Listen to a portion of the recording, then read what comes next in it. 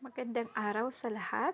This topic is about mean, variance, and standard deviation of a discrete random variable. Our most essential learning competencies are the following. First, calculates the mean and variance of a discrete random variable. Second, interprets the mean and the variance of a discrete random variable. And lastly, solve problems involving mean and variance of probability distribution.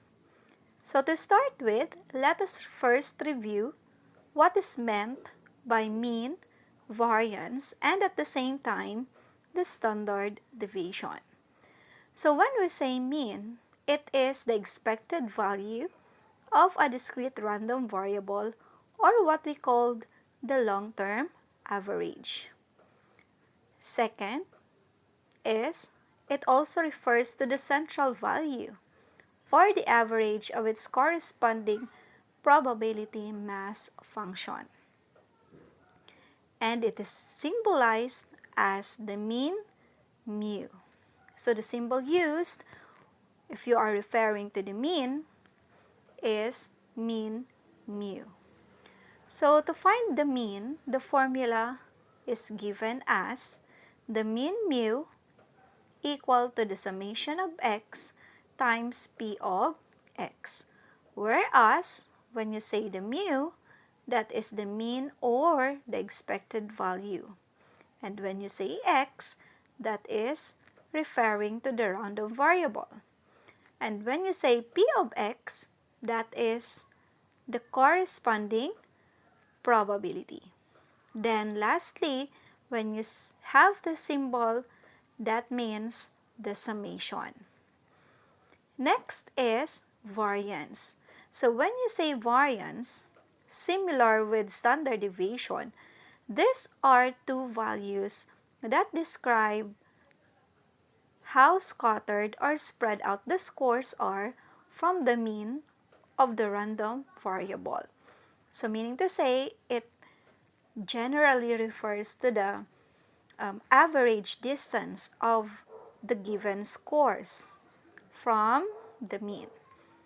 And it is symbolized as the sigma squared. So to find the variance, the formula is the sigma squared equal to the summation of the product of the square of x minus mean times the probability of x. So don't worry. At first, it is quite confusing to understand the formula. But as we go through the lesson, given its example, you will, little by little, understand what is meant by that. The next one is the standard deviation.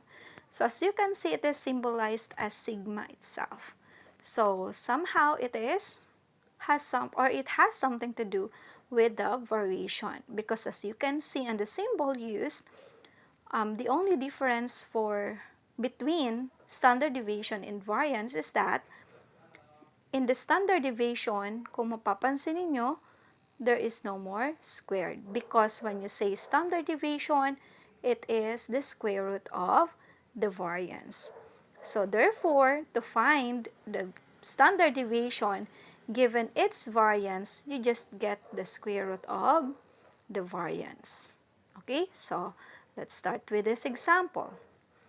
So let's say, for example,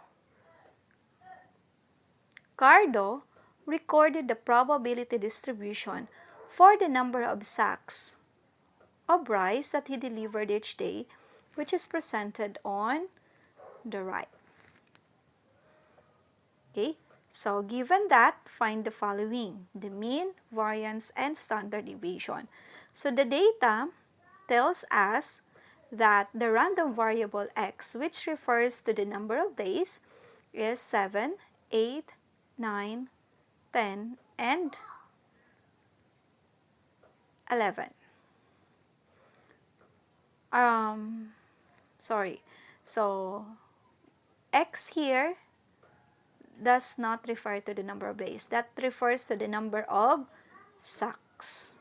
Okay po, the number of sacks of rice. So, 7 sacks, 8 sacks of rice, 9 sacks of rice, 10 sacks of rice, and 11 sacks of rice.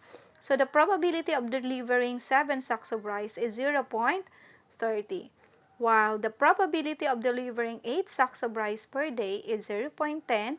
Then for 9, 0.15. For 10 sacks, 0.25. And for 11 sacks, 0.20. So, given this, again, find the mean, variance, and standard deviation.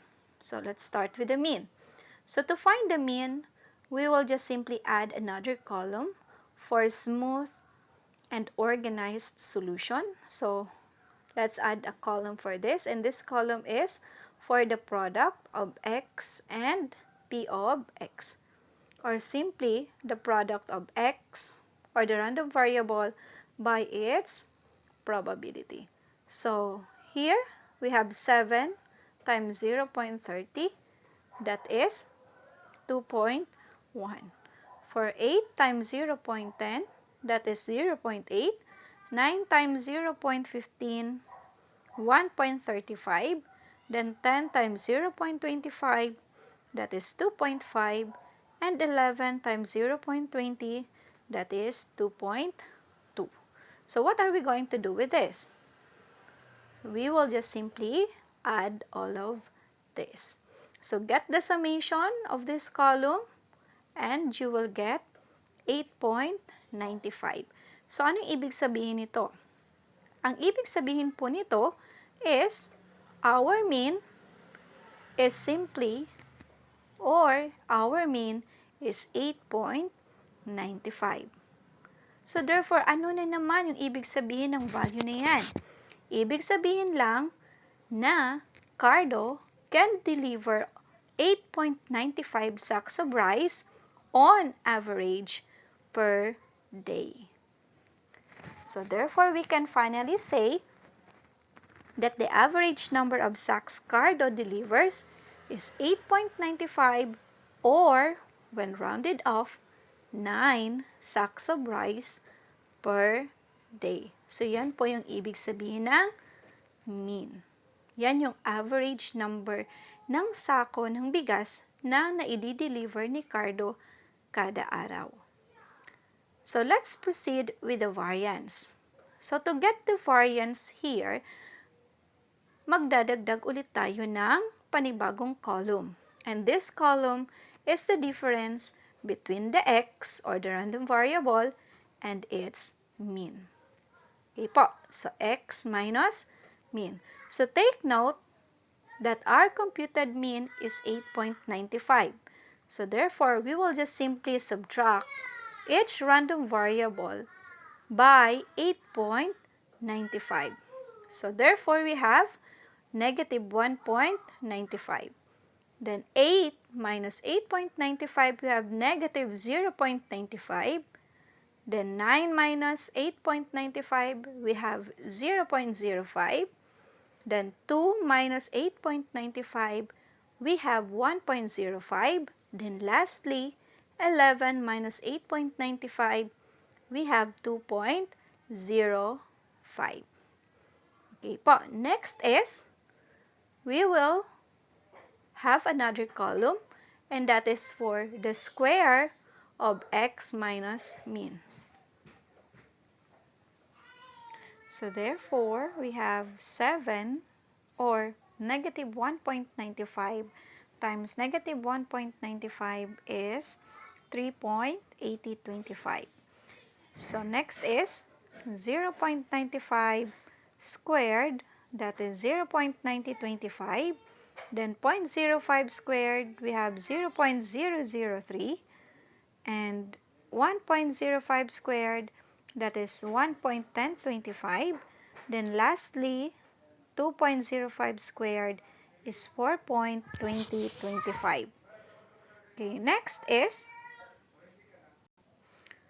okay, so next column is for the product of this and its probability distribution. So here, kung mapapansin ninyo, we are just simply following what is stated per column. Okay po. So therefore, we will just multiply 3.8025 by 0.30. Okay, so therefore, multiplying it, we have 1.14. Then 0.10 times 0.9025, we have 0.09. By the way, this is already rounded off to 2 decimal places. So you can do this here na po. Pwede na kayo dito mag-round off para konti yung number of digits. Okay, then next is 0.005. Then next is 0.28. Then lastly, 0.20 by this, we have 0.84. Then, after this, just simply get the summation of this column. So that means you will just simply add all of this. So we have 2.35. So anong ibig sabihin na naman ito? Ibig sabihin nito, itong 2.35 na yan yung ating variance. Ano po? So therefore, we can say that the variance is 2.35. How about its standard deviation? Yung standard deviation, since that is the square root of variance, we will just simply get the square root of 2.35. So doing so, we have 1.53. So therefore, we can say that the standard deviation is 1.53.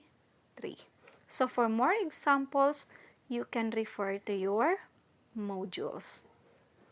Okay, so for your activity or for your learning task, you just answer worksheet number 2. And at the same time, do the performance task number 2. So what is your performance task? So your performance task is you will make a brochure of your family's monthly expenses with the following content. So yung content or yung dapat na nasa brochure ninyo ay, of course, the first page is the title. The next is the table of expenses as stated in your activity sheets or worksheet. Then, you will also make a graph. Then, you will compute for the mean or average monthly expenses. Then, the variance and the standard deviation. And lastly, the computation. Just like what we have presented here in this video. Okay, so what are the things that you will do to be able to make this brochure or to be able to prepare for this brochure? So first is, you will create a table of expenses of your family in a week. So for you to be able to identify the expenses, you ask help from your mother. Or pwede rin si papa or si ate. Ano po kung sino yung nagbabudget sa family. So usually naman, yung pinagkagagastusan ng isang pamilya ay, let's say for example, food, transportation, yung inyong kuryente, what else? So water, di ba po? And others. Okay, so kayo nang bahala doon. Then after that, list the number of expenses for each day. So let's say for example, ang mga or your total monthly expenses is 5,000. So dyan sa 5,000 na yan, ano or ilan yung nagagastos ninyo sa food? Ilan yung nagagastos ninyo sa water? Ilan yung nagagastos ninyo sa electricity, sa transportation, and others? But to tell you, pwedeng may iba pa dyan. Ano po? So, kayo na yung bahalang mag-identify kasi iba-iba naman yung pinagkakagastusan ng isang pamilya. Then, as for the amount, yung amount po, yan yung magre-refer or magre-represent for the x or the random variable. Then, mas maganda na yung amount ends with 0. So, let's say for example, yung sa water, let's say, usual na binabayaran ninyo is 128 pesos, something like that. So, may mga butal, ano po. So, mas maigi na i-round off nyo na lang ito. So, let's say 128, gawin nyo ng 130. So, mas maganda kasi if it ends with 0 or divisible by 5 in that matter. Then, what else? Then, make sure lang na if your monthly expenses, let's say for example, is 5,000, the sum of this amount that you have listed here must also be equal to 5,000. Kaya palaging may others. Kasi yung kulang, dyan yung ilalagay. Then, find the probability. Okay po. So, as for the probability, that was discussed already on the first module that you have for the second semester, third quarter, and that is found by getting the fraction of it. Ano po? So, yung numerator here, yan yung expenses. Then, all over the total monthly expenses. Then, mas maganda po para, organize or mas magandang tingnan, parareho yung classification ng numbers. So, mas maganda na kunin nyo na lang yung decimal value. So, just like here, 2,000 over 5,000. The equivalent of that in decimal is 0.4. Okay po. For 1,500 over 5,000, that is 0.3. Okay? So, after that, you will create a graphical representation of the data that you have gathered, either a bar graph or a pie graph. So, in constructing bar or pie graph, you have learned this in your junior high school math. So, pwede rin gumamit ng Excel, para hindi na kayo gumamit, let's say, if you will be using a pie graph, para hindi na kayo maggamit-gamit ng protractor and other